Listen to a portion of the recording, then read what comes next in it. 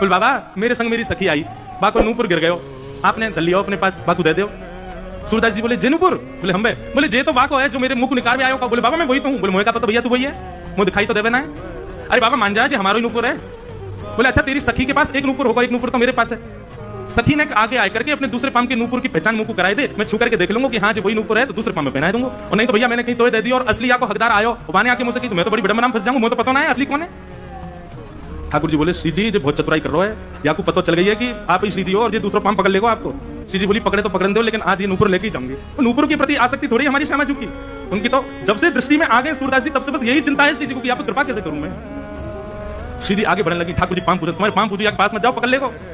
श्री जी चलती जा रही है, लो बाबा दूसरे पाम के नूपुर की पहचान कर लो।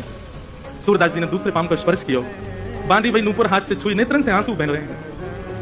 लाली अपना पहलो पाम आगे करते मैं पहना दूं। श्री जी ने पाम आगे किया, सूरदास जी जैसे ही नूपुर बांधने लगे, नूपुर बांधते ही सूरदास जी ने तो ऐसे अंक में श्री जी के दोनों चरण पकड़ लिए। बोले अब नहीं जान दूंगा, अब तो कृपा करो मुझ पे, कृपा करो तभी जान दूंगा। यहाँ ठाकुर जी खींच रहे हैं श्री जी को, लेकिन श्री जी कस के पकड़ लेंगे सूरदास जी ने। अरे बाबा छोड़ दे। बोले आज नहीं छोड़ूंगा, बड़े दिनान में हाथ आयो, 84 लाखन में घुमाए घुमाए करके जैसे तैसे तो सूरदास बनाऊं, जैसे तैसे गिरिराज जी आके अटकाऊं, जैसे तैसे शिवल्लभाचार्य जी की मुख दीक्षा प्राप्त भई है, अब ना छोड़ूंगा, अब तो जय जय कृपा करो। बोले कहां कृपा करें?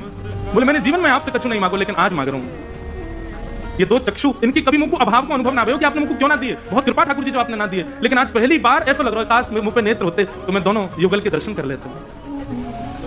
सूरदास जी ने तो कही है, श्री जी ने तो इतने अपने हाथ भर दिए। बोले बाबा आंख खोल ले। ठाकुर जी कह रहे हैं मुझे पूछ तो ले करो, किशोरी जी करें पूछे वाला काम ना है, सब होने दो, बाबा आंख खोलो। सूरदास जी ने अपने जीवन में पहली बार कमल जैसे बिल्कुल ठाकुर जी जैसे नेत्र प्रदान कर दिए सूरदास जी को। जैसे ही नेत्र खोल करके देखो, आहा नव दुल्हे ब्रजराज सांवरो, दुल्हन राधा गोरी, बसो मोरे नैनन में यह जोरी, बसो मोरे नैनन में यह जोरी।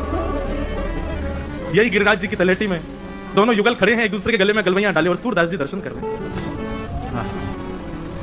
सूरदास जी पे बड़ा अनुग्रह किया ठाकुर जी ने, और अनुग्रह करने के बाद दोनों उनकी खूब रज रज के दर्शन किए।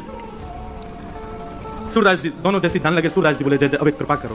बोले कहा ये जो दो नेत्र आपने मुझको प्रदान किए ना, इनसे मैंने आपके दर्शन कर लिए, अब ये नेत्र मुझसे वापस ले लो, अब मुझको फिर से आंध्रो बनाए दो। क्यों? बोले अब आप दो बस गए, बस आप दो मेरे चित्त में विराजे रहो, बाकी अब संसार में मुझको कोई और को नहीं देखना, फिर से मुझको अनुभव कर दो।